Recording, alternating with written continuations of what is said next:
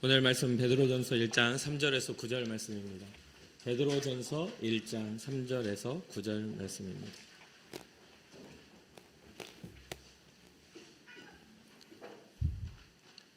한 절 한 절 교독하고 마지막 절은 함께 읽겠습니다. 베드로전서 1장 3절에서 9절입니다. 우리 주 예수 그리스도의 아버지 하나님을 찬송하리로다. 그의 많으신 긍휼대로 예수 그리스도를 죽은 자 가운데서 부활하게 하심으로 말미암아 우리를 거듭나게 하사 산 소망에 있게 하시며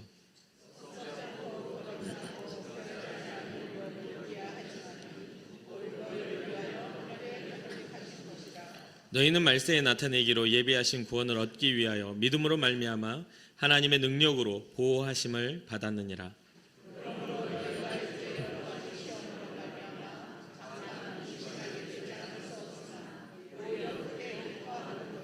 너희 믿음의 확실함은 불로 연단하여도 없어질 금보다 더 귀하여 예수 그리스도께서 나타나실 때에 칭찬과 영광과 존귀를 얻게 할 것이니라.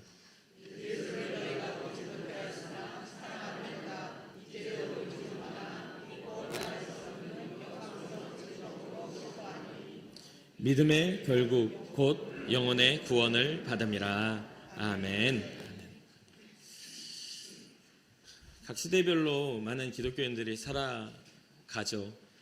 예수님께서 이 땅에 오신 후에도 기독교인의 역사는 예수님의 12제자와 주님이 이 땅에 오신 그러한 일을 이어받은 그러한 믿음의 사람들을 통해서 기독교의 이야기, 예수님의 복음의 이야기, 구원의 이야기는 계속 쓰여져 왔고 또한 우리에게 전해져 왔습니다. 이 베드로전서를 쓰고 있는 이 저자는 베드로입니다. 베드로가 쓴 그런 서신이죠. 이 본 서신이 기록될 당시에는 네로에 의해 기독교가 대박해를 받기 시작하려던 그 시작점에 있었습니다. 주후 64년경에 있었던 일이죠. 우리 주님이 이제 오신 후 64년이 지난 후에 이때는 로마에 베드로가 방문하여서 복음 활동을 하고 있었던 때입니다. 그때에 이제 폭군이었던 네로 황제가 그 모든 것들을 이제 주도하고 있을 때인데 로마에 이유가 없는 그런 큰 불이 납니다. 이때 당시 64년 7월경에 로마에 큰 불이 일어나요. 이 큰 불을 맞이한 사람들이 이제 로마에 불이 나면서 자기 집을 잃어버린 민중들이 이러한 일은 폭군이었던 네로 황제 때문에 일어난 일이다라고 생각했고 밀란이 일어날 지경에 처한 것이죠. 그때 네로가 했던 것은 아니다. 기독교인들이 불을 지른 것이다. 라고 해가지고 이 모든 화살이 기독교인에게 돌려져서 아주 큰 박해가 일어나게 됩니다. 이런 시기 가운데 베드로는 예수 그리스도의 부활에 대한 복음을 전하고 또한 그런 박해 속에서도 소망을 잃지 않기를 바라는 마음에서 이 본도와 갈라디아, 갑바도기아 또 아시아와 비두니아에 이르는 곳에 이 편지를 전하게 되죠. 그리고 많은 기독교인들이 이 사건을 통해서 큰 핍박 가운데 죽어가게 됩니다. 물론 이러한 핍박에서 이 베드로가 자유로웠냐? 그렇지는 않습니다. 이러한 핍박은 어떤 믿음의 크기와 상관없이 모두에게 닥쳐오는 그런 재난이었기 때문에 이러한 대박해 속에 베드로도 순교하게 되고 또 이 박해 속에서 이 비슷한 즈음에 사도 바울도 순교하게 되죠. 예수님의 십자가 앞에 두려워서 예수님을 부인하고 떠났던 베드로입니다. 3번이나 부인하였던 베드로가 어떻게 이런 삶의 변화, 신앙의 변화를 일으켜서 죽기까지 주님 앞에 순종할 수 있었을까? 이러한 그 베드로의 신앙의 핵심이 오늘 본문에 잘 드러나고 있습니다. 보통 우리는 예수님 하면 떠오르는 가장 첫 번째 단어가 뭡니까? 여러분 예수님 하면 떠오르는 단어가 뭡니까? 예수님의 십자가, 예수님의 사랑, 예수님의 고난, 뭐 여러 가지 이런 것들을 이야기를 하죠. 그러니까 여러분들이 가지고 있는 신앙에 딱 예수님 하면 떠오르는 것이 여러분들이 붙잡고 있는 신앙의 그 본질적인 그런 초점일 겁니다.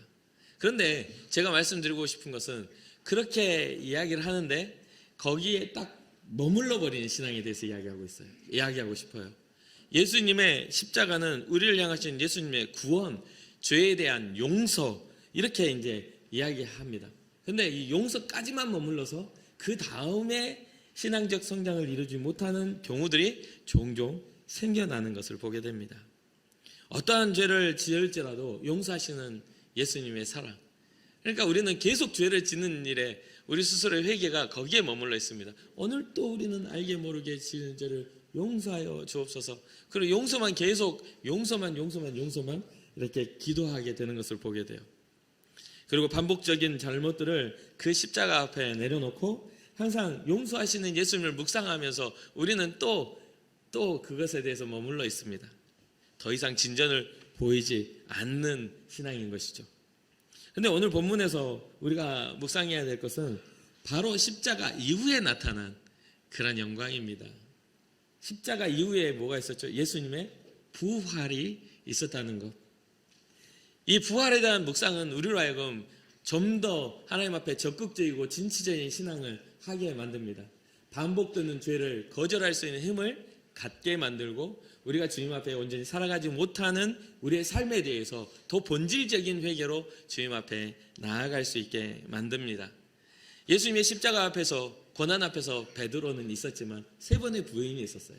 그러나 예수님의 부활을 목도하고 마주한 베드로는 부인하지 않고 핍박과 박해 속에서도 감사와 기쁨으로 그 길을 걸어가는 것을 보면 이게 십자가에 머무르는 신앙과 십자가 이후에 영광스러운 부활에 진행되어진 성장한 신앙은 좀 차이가 있는 것으로 보여집니다. 이 부활의 신앙이야말로 우리가 진정한 그리스도인으로서 살아가는 그런 삶의 그런 소망을 두게 하고 이 부활을 믿는 자들이 다시 오실 예수 그리스도를 기다리는 사람들임을 우리는 잊지 말아야 되겠습니다. 사랑하는 성도 여러분 혹시 지금도 여전히 예수님의 십자가 앞에 예수님의 고난 앞에 두려워 떨고 있는 베드로의 모습으로 혹시 살고 있지는 않습니까? 혹시나 그러한 모습에 있다면 네로 황제의 대박해 가운데에서도 그것을 박해를 잠시 잠깐 동안 우리에게 있어질 고난이라 생각하며 기쁨으로 맞이하는 그러한 베드로의 변화된 신앙으로 바꾸시기를 주님의 이름으로 축복합니다. 베드로는 살아계신 예수 그리스도를 만났기에 영광스러운 하나님의 나라가 있음을 믿게 되었기에 그 고난 앞에서 꺾이지 않는 신앙을 할 수가 있었던 것이죠. 오늘 3절에 베드로가 가진 가장 큰 소망이 나타나고 있습니다. 우리 주 예수 그리스도의 아버지 하나님을 찬송하리로다. 누구의 아버지 하나님? 예수 그리스도의 아버지 하나님을 찬송하리로다.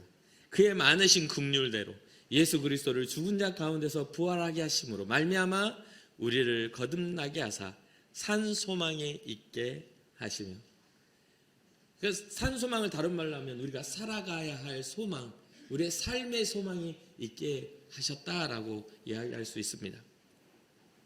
누구를 통해서? 예수 그리스도를 통해서 우리에게 보여주신 건 긍휼이에요. 우리를 불쌍히 여기시고 우리로 하여금 자비하는 마음으로 우리를 바라보시는 주님. 그 하나님은 그러한 우리를 긍휼하게 여기사 자기 아들 예수 그리스도를 부활하게 하셨다는 거예요. 그 부활의 역사가 우리의 거듭남의 역사라고도 이야기하고 있습니다. 예수님의 부활이 없다면 우리의 거듭남도 없습니다. 베드로와 같이 십자가 위에서 죽어버린 예수님만을 보았다면 베드로는 소망 가운데 다시 일어설 수가 없었겠죠. 그러나 부활하신 주님을 다시 만남으로 하나님의 영원하신 그 뜻이 무엇인지를 깨달아 알게 된 것입니다. 이 부활에 대해서는 성경 곳곳에서 강조하고 또 그 복음의 본질로 이야기하고 있습니다. 사도행전 1장 22절을 보면 항상 우리와 함께 다니던 사람 중에 하나를 세워 우리와 더불어 예수께서 부활하심을 증언할 사람이 되게 하여야 하리라 하거늘. 이 한 사람은 누굽니까? 가룟 유다를 대신해서 새로운 12번째 제자를 뽑는 그런 과정에서 그 조건, 자격이 뭐냐면 항상 예수님의 사역과 또 제자들과 함께 다니던 사람들 중에 예수 그리스도께서 부활하심을 담대히 증언할 수 있는 사람이어야만 가능하다는 거예요. 예수님의 이전 사역에 머물러 있는 것이 아니라 다시 살아나신 예수님을 증언할 수 있는 사람이 바로 제자의 자격이 있다라고 말해주고 있는 것이죠. 또한 우리가 잘 알고 있는 바울도 고린도전서 15장에 부활에 관한 이야기를 해줍니다. 그리스도께서 다시 살아나신 일이 없으면 너희의 믿음도 헛되고 너희가 여전히 죄 가운데 있을 것이요 또한 그리스도 안에서 잠자는 자도 망하였으리니 만일 그리스도 안에서 우리가 바라는 것이 다만 이 세상의 삶뿐이면 모든 사람 가운데 우리가 더욱 불쌍한 자이리라. 그러나 이제 그리스도께서 죽은 자 가운데서 다시 살아나사 잠자는 자들의 첫 열매가 되셨도다. 우리의 소망을 주시려고 우리 주님 살아나신 분임을 믿으시기를 바랍니다. 우리 예수 그리스도를 다시 부활하게 하신 그 하나님은 우리에게 살아있는 소망을 주시려고 그분을 살리셨음을 꼭 기억하시길 바랍니다. 바울은 예수님의 부활이 없다면 예수님의 십자가도 아무런 의미가 없게 되고 또 우리가 가진 믿음도 아무런 의미가 없어진다는 것을 분명하게 밝혀주고 있습니다.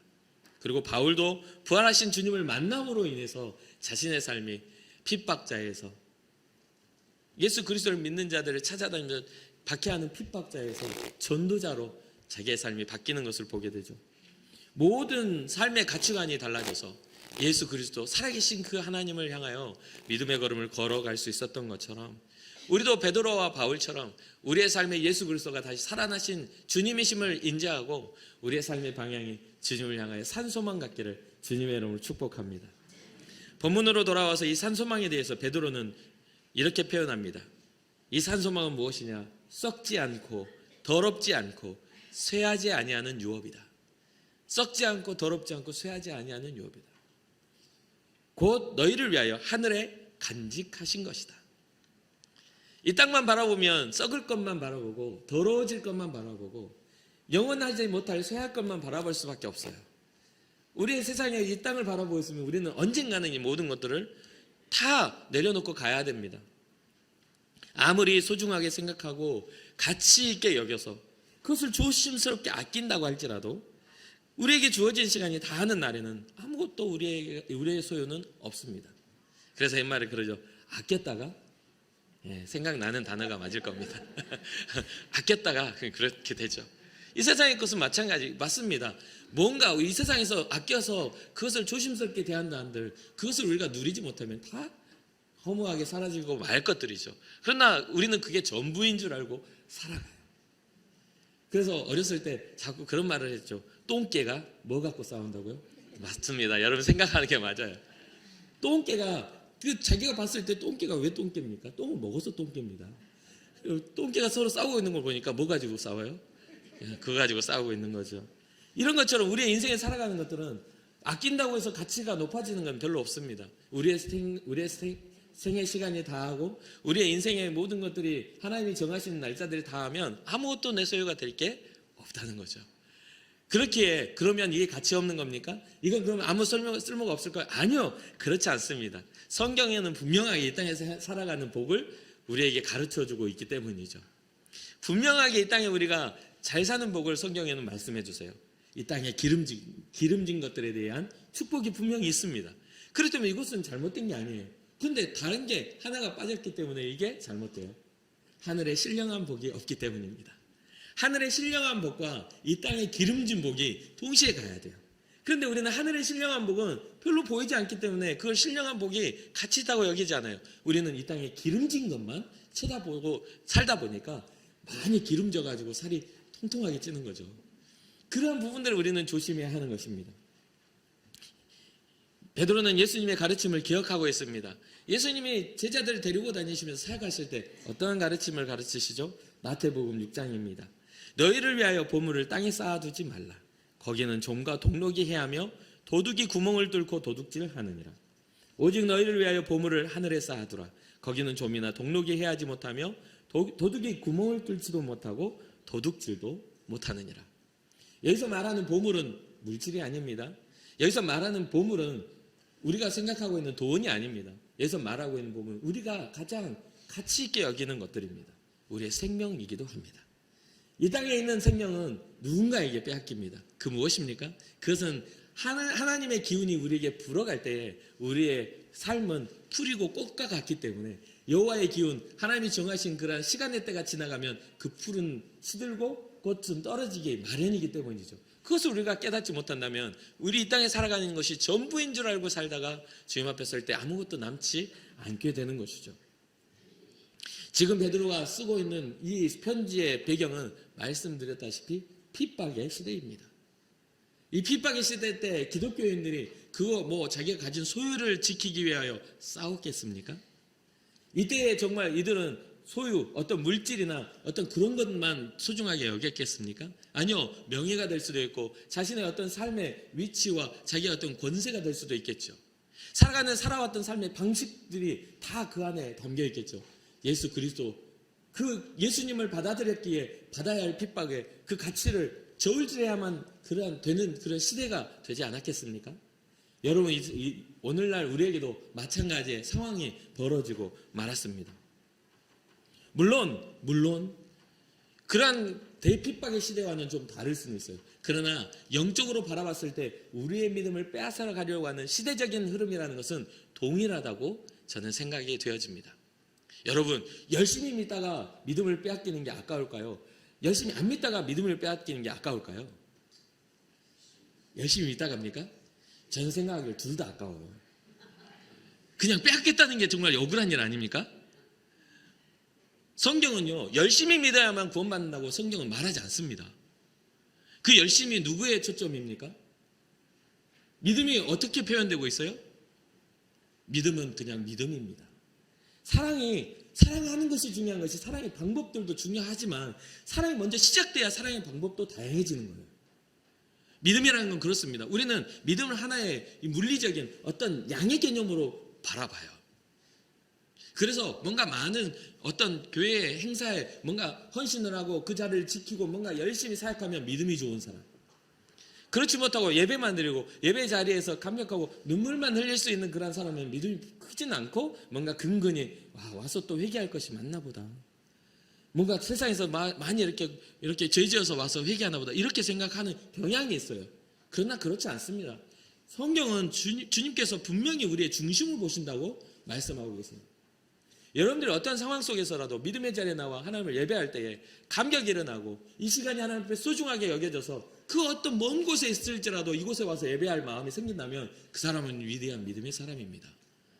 어떤 상황 속에서도 믿음을 지키고자 하는 그런 열망이 여러분 안에 있다면 여러분 믿음의 사람인 거예요. 그것을 어떤 물리적인 우리가 생각하는 양의 개념으로 생각하시면 안 돼요. 그러면 생각해 봅시다. 앞에서 열심히 찬양하고 열심히 봉사하면서 열심히 욕하면 믿음의 사람입니까? 아닙니까? 주여 저 원수 같은 것을 때려잡아 주시옵소서. 그럼 믿음입니까? 아닙니까? 그건 마귀입니다. 그건 성령의 역사가 아니에요. 성령의 역사를 받은 사람들이 어디 저주한다고 성경이 나옵니까? 그렇지 않아요. 우리는 증거가 있어요. 그러니까 뭐냐면 그러한 자리의 문제가 아니라 여러분들의 신앙이 이 코로나를 통과해서라도 지금 예배하는 이 자리에 있는 것 자체가 이미 기적이 일어난 것입니다. 절대로 쉬운 상황이 아니에요.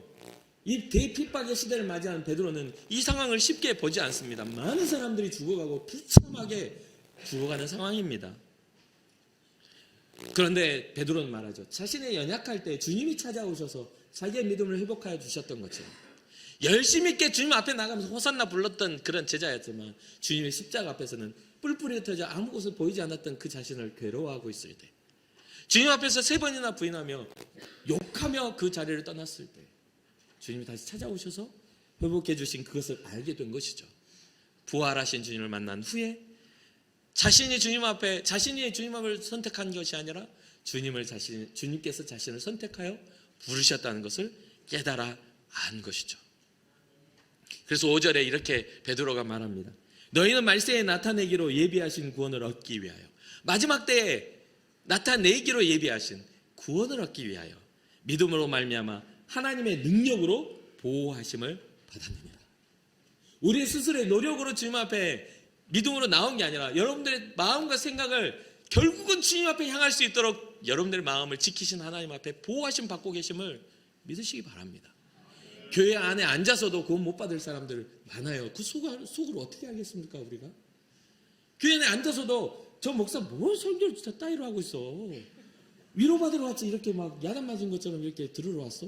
하면서 그렇게 하실 분도 많아요. 얼마 전에 어떤 분이 저한테 그런 이야기를 하더라고요. 교회가 우리 교회는 큰데 다들 성도들이 위로받으러 온다고. 말씀 듣고 위로받고 힘을 얻기 위해서 온다고. 제 설교를 들으면 위로는 못 받고 힘도 못 얻어서 이렇게 갈 수도 있잖아요. 근데 어디 성경이 위로하려고 우리에게 말씀을 주셨습니까? 성경은 위로가 아니라 생명을 주셔요. 예수 그리스도의 복음은 우리에게 생명을 주신 겁니다. 그 생명이 우리를 위로하시는 거예요. 우리를 사망의 권세에서 우리를 살리셔서 생명의 성령의 법으로 이끌어 가시는 하나님의 그 주권적인 역사가 우리를 힘있게 만드는 겁니다. 우리 감정적으로 목사님 와가지고 생글생글 웃으면서 아이고 잘 살았어요. 참 한 주간 동안 참 다른 사람 잘 속이면서 잘 살았어요. 그렇게 말하기를 원합니까? 우리는 회개해야 돼요. 엎드려 회개하고 우리가 잘못 사는 것, 하나님의 자녀된 삶을 살지 못한 것들에도 통곡해야 돼요. 그게 바로 성경이 말하고 있는 복음입니다. 더 큰 핍박의 시대가 온다 할지라도 우리가 정말 믿음 안에 거할 수 있을까 고민해 보아야 하는 것이죠. 오늘 본문의 6절 이하를 보면 기독교의 박해를 암시하는 구절이 나옵니다. 제가 읽어드릴게요. 그러므로 너희가 이제 여러 가지 시험으로 말미암아 잠깐 근심하게 되지 않을 수 없으나 오히려 크게 기뻐하는도다. 너희 믿음의 확실함은 불로 연단하여도 없어질 금보다 더 귀하여 예수 그리스도께서 나타나실 때에 칭찬과 영광과 존귀를 얻게 할 것이니라. 기독교의 박해를 우리가 느낄 수 있죠. 뭐 때문에 지금 기독교 박해가 일어났죠? 불이 나서요. 그 불을 누가 질렀다고요? 기독교인이요. 그러니까 이게 불처럼 일어나서 하지도 않은 일을 누명을 쓰게 돼서 기독교인이 대박해, 대죽음을 당하게 된 거예요. 근데 이것에 대해서 이 베드로는 뭐라 하냐면 여러 가지 시험으로 말미암아 어떻게 잠깐 근심하게 된다. 잠깐이야 그거. 그 잠깐의 고난을 근심하지만 오히려 기뻐한다. 왜? 우리가 가진 믿음은 우리가 가진 믿음의 확실함은 그 어떠한 큰 불이 일어나고 모든 걸 녹여버릴 금과 은도 다 녹여버릴 불이 일어나도 그 없어질 금보다도 귀하게 자리 잡은 예수 그리스도가 있기 때문이다라고 하는 것이죠. 예수 그리스도를 끝까지 붙잡은 그들에게 칭찬과 영광과 존귀를 얻게 하실 것이라. 베드로가 바라본 건 완전히 해석이 달라집니다. 주님을 부인했던 세 번 부인했던 모습과는 이제는 완전 달라진 베드로의 그런 모습을 보죠. 베드로가 말한 이 기쁨은 예수님을 알지 못하는 사람에게는 이해할 수 없는 기쁨입니다. 그러니까 예수님을 모르면 교회 다니는 사람들은 다 미친 사람들밖에 없는 것 같아. 아니 뭐가 저렇게 좋다고 저렇게 생글생글 웃고 다녀. 웃을 일 하나도 없는데 얼굴만 쳐다봐도 짜증이 나네. 웃는 얼굴 그냥. 웃는 얼굴에 그냥 침 팍 뱉어버리고 싶네. 이런 사람을 꽤 많이 봤거든요. 그러니까 그런 부분들이 우리에게 가지고 있는 기쁨입니다. 사람들이 이해를 요구하는 기쁨이 아니에요. 우리가 가진 예수 그리스도의 복음은 사람들의 이해가 필요한 게 아니에요. 그런데 오늘날 제가 3년의 시간을 딱 거쳐오면 코로나를 겪으면서요. 제가 어떠한 마음의 괴로움이 있냐면 우리의 신앙을 사람들의 이해 범주 안에서 해석하려는 시도가 너무 많기 때문입니다. 하나님 사람들의 이해 안에서 해석하려는 그런 시도가 많아요. 우리가 진짜 예수님이 살아계시고 이 땅에 오실 구주로 여긴다면 우리는 사람들의 이해보다 하나님의 마음에 더 집중돼야 합니다. 어느 순간에 우리의 예배의 형태가 정말 수천 년 동안 2000년간 생명을 걸고 지켜왔던 교회의 예배 형태가 3년 동안에 완전히 뒤바뀌게 된 사건을 여러분 아십니까? 예수 그리스도가 십자가를 지심으로 성전의 휘장이 갈라짐으로 담대하게 주님 앞에 나아갈 그 길이 열려서 이 교회가 수천 년 동안 하나님을 예배하는 장소가 되었는데 어느 순간부터 단 3년 만에 우리의 예배가 이제는 엉뚱한 곳에 가서 하나님이 아닌 나의 만족의 예배로 전락하고 말았습니다. 예배는 하나님께 영광을 올려드리는 거예요. 영광을 올려드리는 거예요. 여러분들이 한번 잘 생각해 보세요. 우리 구청장이나 우리 그 인천구의 그 국회의원이 아주 큰 행사를 치르면서 이 자리에 와서 자리를 빛내주십시오. 여러분이 와야 됩니다 하고 나는 그럴 자격이 없는데 갑자기 초청을 받았네요. 그리고 딱 내빈석에 아주 그냥 로얄석에 딱 해놨는데 여러분들이 연락하는 겁니다. 여기서 하나 거기서 하나 참여는 똑같으니까 온라인으로 하겠습니다. 그러면 그 이야기를 들은 그 초청한 사람이 어떤 기분이 들까요? 어떨 것 같습니까? 온라인으로 하겠습니다. 여러분들이 여러분의 자녀들을 결혼을 시키는데 이제 코로나가 다 끝났어요. 다 끝났어. 그리고 이제 우리 아이 결혼을 시키는데 다 여러분들이 성실하게 가가지고 축하해주고 힘들 때도 가서 그렇게 축하해줬는데 초청장을 딱 이제 만들어가지고 여기 모바일 초청장도 하니까 이렇게 해가지고 초청을 다 했는데 아유 시대가 어느 시대인데 거기 가서 그 축하를 해. 그냥 계좌 찍어줘. 내가 여기서 그리고 거기 유튜브 방영해. 내가 여기서 해줄게. 어떨 것 같습니까? 인간과 인간과의 관계 안에서도 최선을 다한 관계에서는 섭섭함이 자리를 잡을 거예요. 그렇지 않습니까? 어떤 힘겨움 속에서도 저 먼 곳에서도 그 관계 때문에 피곤한 몸 이끌고 가서 축하해주고 왔는데 내가 차례가 되니까 아이고 시대가 어느 시대인데 형님 그거 참 뒤떨어진 생각 하시네 하면서 그냥 계좌 찍어주면 제가 여기서 다 축하할 겁니다. 다시는 안 볼걸요. 오늘 우리의 모습이 그렇습니다. 그러면서 우리는 스스로 만족해요. 우리는 움직이는 예배자야. 거룩한 성전이야. 그러면서 그런데 막상 예배 현장에 가면 거룩한 예배자도 아니고 거룩한 성전도 아닙니다. 갖추고 준비된 건 없어요. 예복은 입지 않아요. 잠자고 일어나서 씻지도 않은 얼굴로 TV 앞에 앉아서 유튜브 시청하는 경우도 많아지고 있어요. 그리고 우리는 예배자랍니다. 우리는 잘 몰라요. 우리가 선택했기 때문에 인정받기를 원합니다. 십자가 앞에서 그냥 우리는 주저하고 있는 모습. 십자가는 용서니까 하나님 지금도 용서하시겠지? 생각하는 수준에 머물러 있는 것이죠. 여러분들의 보물이 어디에 있습니까? 여러분들의 보물은 어디에 쌓여지고 있습니까? 이 땅입니까? 아니면 하나님의 나라입니까? 이건 물질이 아닙니다. 하나님은 보여지는 것을 원하시는 분이 아닙니다. 여러분들의 믿음이고 여러분들의 신앙입니다. 여러분들의 인생에 있어서 정말 여러분들이 삶을 사는 데 있어서 예수 그리스도가 산소망이 되지 않는다면, 이 산소망, 살아가야 할 소망이 되지 않는다면 우리는 어쩌면 엉뚱한 곳을 향해 가고 있지는 않을까요?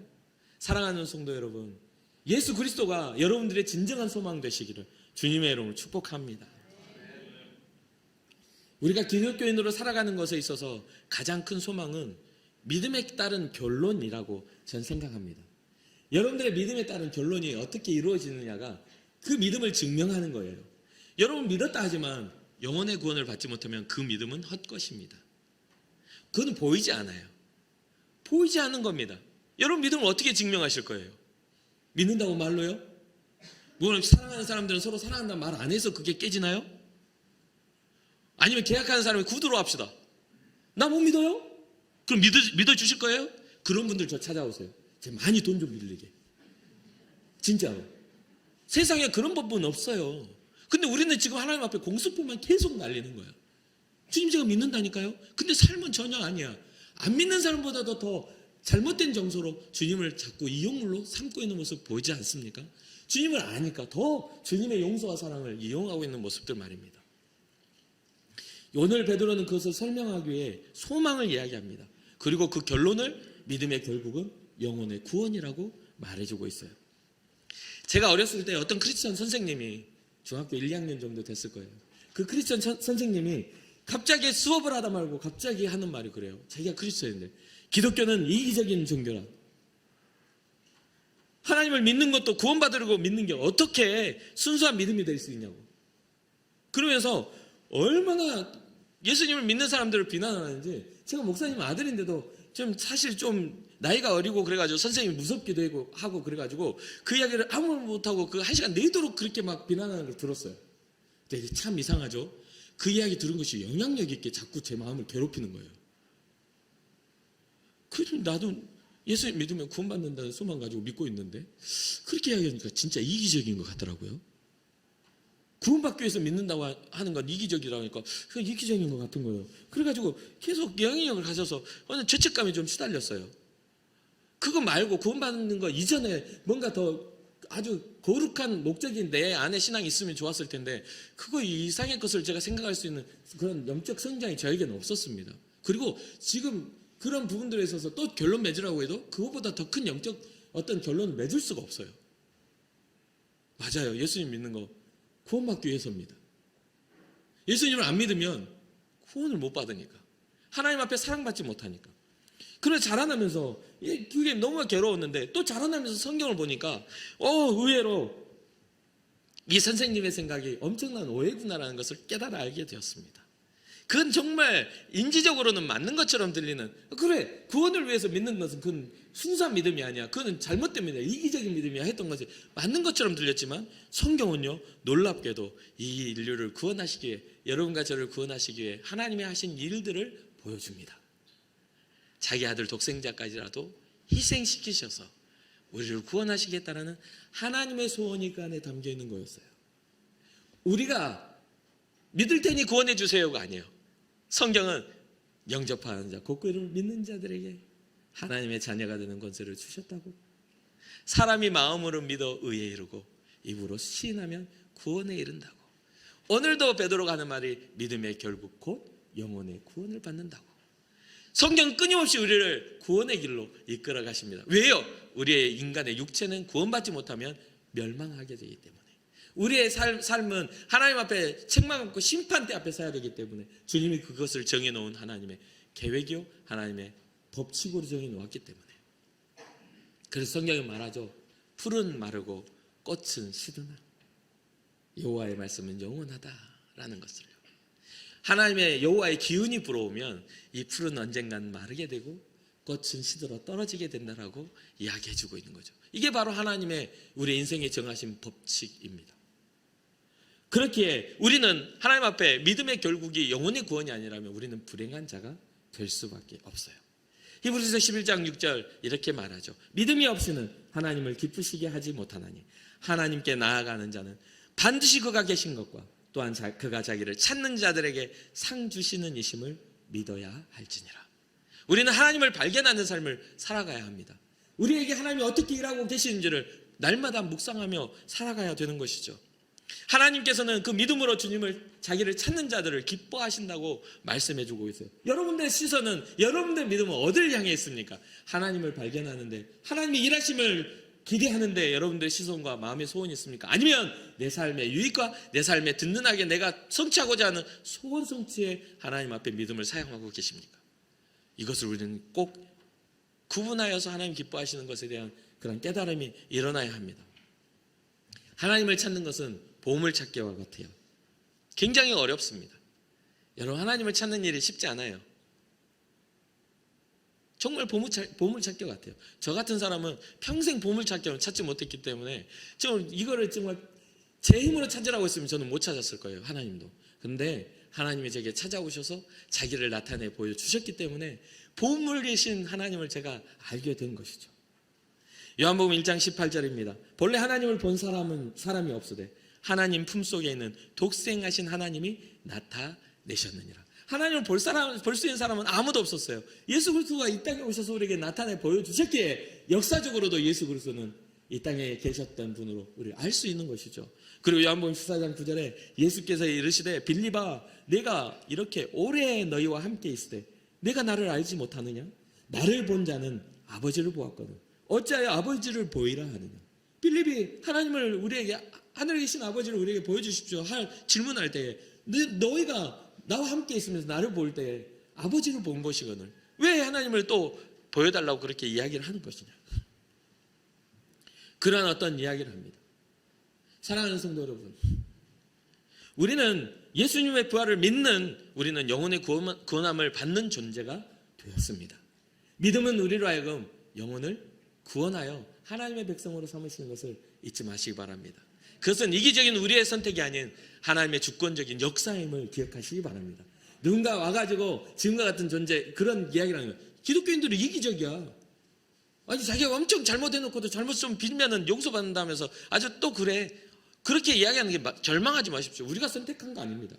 우리가 용서해달라고 막 애걸복걸해가지고 용서받은 게 아니에요. 하나님의 열심히 우리를 용서하신 겁니다. 하나님의 크신 사랑이 우리를 덮으신 거예요. 하나님의 놀라운 우리의 삶에, 우리의 인생의 문설주에 어린 양의 피가 발라짐으로 사망의 권세가 우리를 떠나게 된 거예요. 우리의 노력이 아닙니다. 온전히 주의 은혜입니다. 그러니 그러한 말에 흔들리지 마세요. 그래, 맞아. 나는 정말 이기적인 사람인데 나와 같은 사람도 주께서 구원하셨다. 주께서 용서하셨다.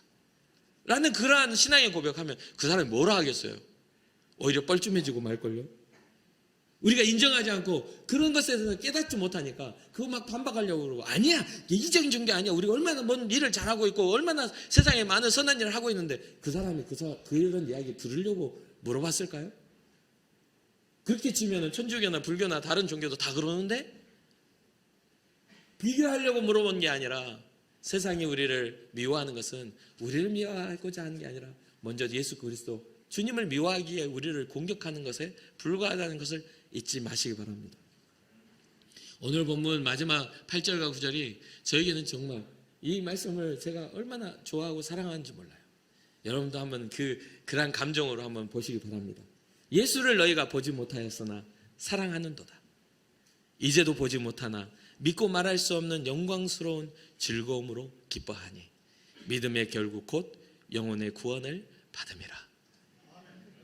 우리는 예수님을 보지 못하지만 사랑합니다. 우리의 믿음은 다시 만날 그 하나님 나라에서 예수님을 대면할 그때를 향하여 우리는 향하고 있습니다. 우리가 구원을 받는 게 목적이라고요? 아니요, 그것은 우리의 목적이 아닙니다. 그것은 하나님의 목적이죠. 우리를 구원하시기 위한 하나님의 목적에 우리가 예수 그리스도로 인하여 자격을 얻은 겁니다. 사랑하는 성도 여러분, 우리는 예수 그리스도를 사랑하는 자들이 되어야 합니다. 그리고 주님이 말세에 우리를 구원하시기 위하여 우리를 보호하시는 사랑받는 자 되어야 합니다. 코로나보다 더한 일들이 우리 가운데 일어난다 할지라도, 어떠한 우리에게 믿음의 선택을 강요하는 세상의 흐름과 세상의 악함이 우리를 범람하여 우리를 넘어지게 하려고 한다 할지라도, 그리스도 예수의 사랑에서 우리를 끊을 자가 없다라는 로마서 8장의 그러한 고백처럼 주님 앞에 보호받는, 주님 앞에 사랑받는 여러분과 제가 되기를 주님의 이름으로 축복합니다. 그래서 이 한 주를 살아갈 때에 힘겨운 일이 닥쳐옵니까? 여러분들의 삶의 그런 인식으로 이겨낼 수 없는 그러한 일들, 선택해야 할 일들이 생겨납니까? 그래서 여러분들 혹시나 잘못된 선택인 것 같고 믿음의 사람답지 못한 선택인 것 같은 것에 괴로워하십니까? 그래도 염려하지 마십시오. 다시 한번 주님 앞에 엎드려, 주님, 제가 연약합니다라고. 주님, 제가 주님을 사랑하지만 저는 육신이 너무 연약해서 아픔에 신음할 수밖에 없고 슬픔에 통곡할 수밖에 없는 인생입니다라고 말하며 주의 긍휼을 구하는 그러한 은혜와 복이 여러분과 저에게 있기를 주님의 이름으로 축복합니다. 그래서 오늘 본문의 첫 번째 시작이 뭐죠? 그리스도 예수 안에 그 많으신 긍휼대로 그리스도를 죽은 자 가운데서 다시 부활하게 하심으로 말미암아 우리는 거듭났다. 주님의 그 긍휼하심대로 우리는 거듭난 존재들이니까 여전히 우리 주님 앞에 나아가 우리의 삶을 드릴 수 있는 은혜와 복이 있기를 바랍니다.